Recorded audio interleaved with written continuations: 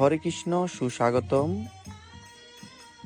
শ্রী শ্রী রাধাকান্ত মন্দির নৃসিংহযজ্ঞ এবং নামযজ্ঞ মহোৎসবে আগত সকল ভক্তবৃন্দকে সুস্বাগতম।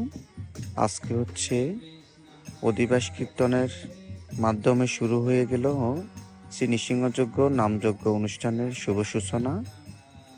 এরপরে আছে গঙ্গা আহ্বান, নাম কীর্তন, যজ্ঞ, নৃসিংহযজ্ঞের বেদি তৈরি এবং মহাপ্রসাদের আয়োজন। হরে কৃষ্ণ।